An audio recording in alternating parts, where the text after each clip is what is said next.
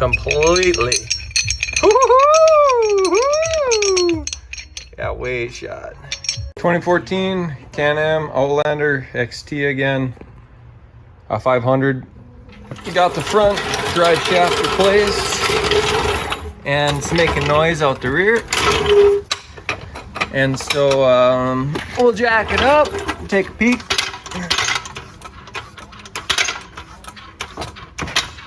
And show you what's shot. I already know what's bad. Get it on the video. We got two things going on here. One, this wheel bearing. Hard to see on the video. You can see it there, it's wiggly. So I'll show you how to replace that wheel bearing. I do have bearings for that. And then the drive shaft underneath the right side. We got a bad U-joint here. Oh, here's a good way to see it. This is the U-joint output shaft on the engine. Turning the wheel here. See, completely shot.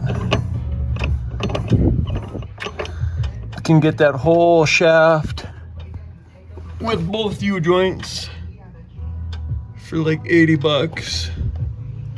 So rather than just, you know, replacing the U-joint, just replace the whole shaft. So we'll get taken apart. So similar to the front, check out my front video. Now the goal is, or the object of the game, loosen the, or remove the bolts holding the rear differential on. Get that so this can pull back, the whole thing can pull back to create enough slop so we can pull that shaft out. So I'm gonna get wrenching, kind of describe my process as I go. We'll go from there.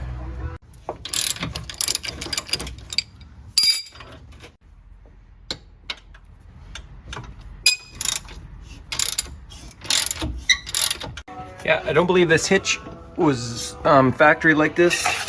It's welded on the bottom of the frame. So I'll end up cutting those two welds, pull that frame, pull that hitch back.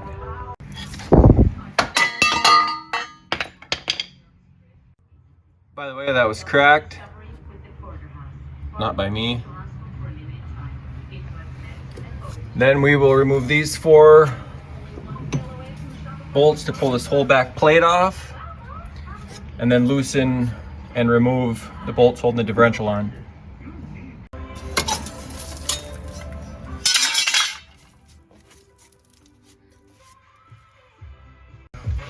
Bolts are removed, differential's loose. This is kind of bent over a little bit, had to tap it open, but now it should pull back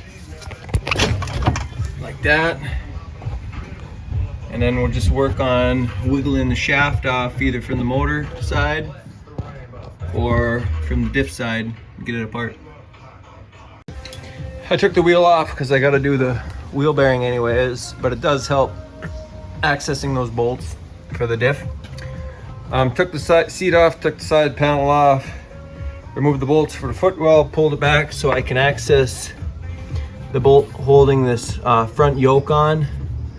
And that's a 1/2 inch or 13 millimeter, and do the double wrench setup to get a little more leverage and able to crack it loose. So I'll get it removed now.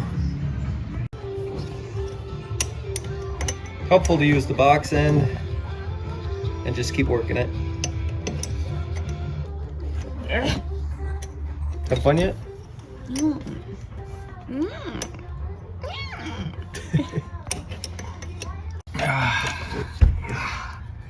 Okay, got it.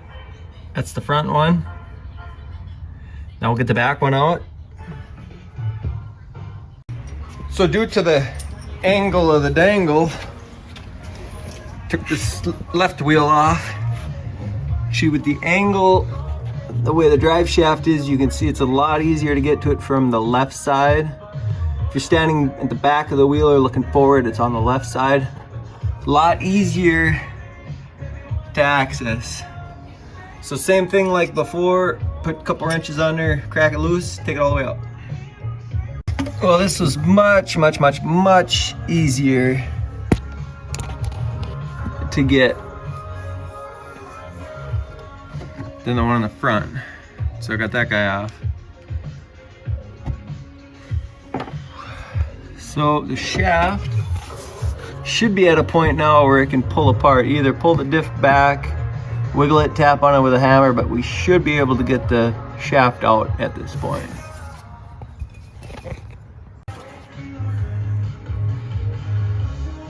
So the back one pulled out pretty simple. You can see we are leaking a little oil there. So probably have to check the diff, you know, when that's all said and done. This front one here is being stubborn, but I got a rod, I don't know, a little over a foot long here. Axle out of a lawnmower or something, trailer. And this fits in there really good. And just tap on that, and it was already coming loose. It'll pop off here in a sec. So just like that, TV magic. The shafts come out. Let's see if I can get this thing down here. Let's see. There we have it. So that was to the front. This guy here was to the back. So you can see the front one, how completely shot that is. Completely. Woo-hoo-hoo! Yeah, way shot. So, get the new shaft installed and put it all back together. And then when we're done, yeah, make sure you check the diff and stuff.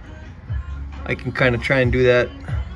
Probably didn't leak too much, but that's basically how to get it apart. Yeah, not bad. I mean, a caveman could probably get away with doing this one, but kind of a pain. That front bolt for sure, hardest part, but not bad now that it's done. So the parts arrived for the Can-Am. Here again, here's the old one. See, it was really shot here. It's a problem when you don't grease things that are meant to be greased. Here's the new one. Yeah, it was about 85 bucks. This another seal ring. This one here gets pushed on the back. And then this is like some sort of, I don't know, cover or guard protector. But it looks like that just sits on here on the end. Press that on a little bit, tap it on, whatever you got to do. And then from there, we'll put this back into the four-wheeler. And again, accessing that front bolt, the engine output shaft, then back to the differential. So we'll get her opened up. I'll get this wheel back off and we'll check into it. All right, we're able to just maneuver it in. Obviously, opposite way I put it in. I took it out, put the whole thing in, put the back on first, slid the diff back, and then slid the front on. That all worked out good for me. So now, stick the bolts in. Again, probably that one from the, left side, and this one here, access it this way. Take your bolt, stick it down in there. I'll put it all back together, get it all tightened down. And then I think that pretty much sums it up. And then just put your diff bolts back in, any receiver you may have had, put the back cover on.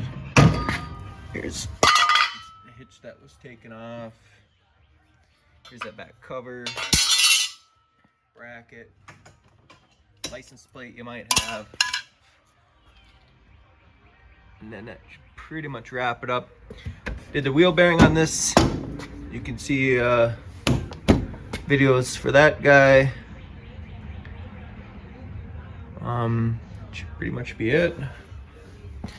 All right, we'll keep rocking. Oh, by the way, if you don't want to pay the spendy price for a Can-Am Brake Master cylinder, this one here is from a Polaris Sportsman. Actually fits in there really well. You can pick those up for like 20 bucks. So that's pretty helpful too. All right, until next time.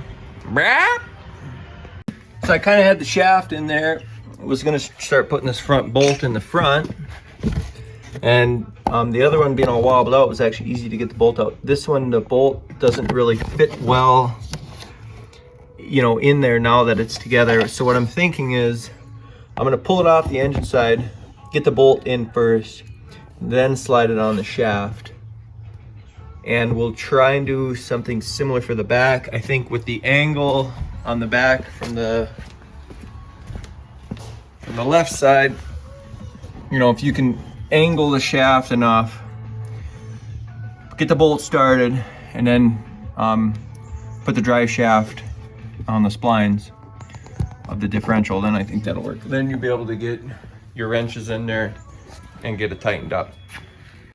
Okay, so as I was fiddling with it, the bolt kind of kept falling out. So I put a little grease on the washer, put a little grease on the bolt, and now you can see you can pretty much, you know, tip it almost upside down and it'll kind of stick in there.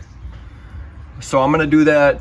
Hopefully this time it'll stay in place, it won't fall out.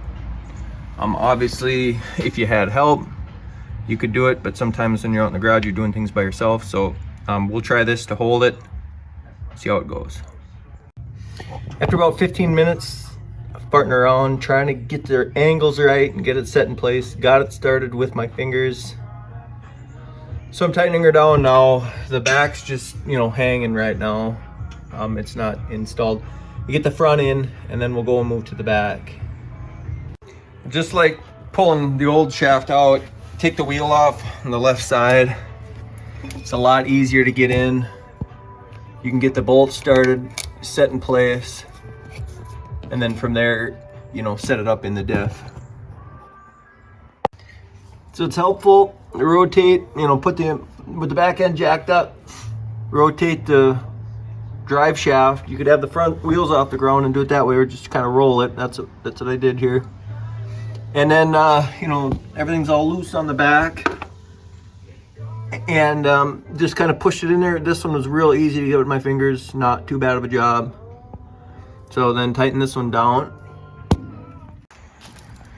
And so just like that, put everything back together, tightened it up, put the wheels on, tighten the shaft, put the seat on, put the side plastic back on. There, so now the front shaft is done, rear shaft is done, new rear wheel bearing. Other than that, should be good. I did, however, just gonna show you this quick.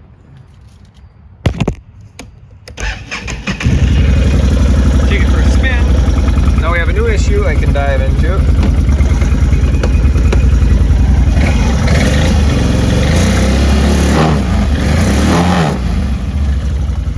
Rev it up when it's in gear, in drive, either forward, reverse, low, high, whatever. You get a grinding noise. Get a grinding noise out of this clutch cover here. I'm thinking the belt is either shredded or torn or something like that. It does feel like it wants to drive a little bit forward, but then you get a grinding noise. So that'll be an upcoming video. We'll tear into that cover. Completely. Yeah, way shot.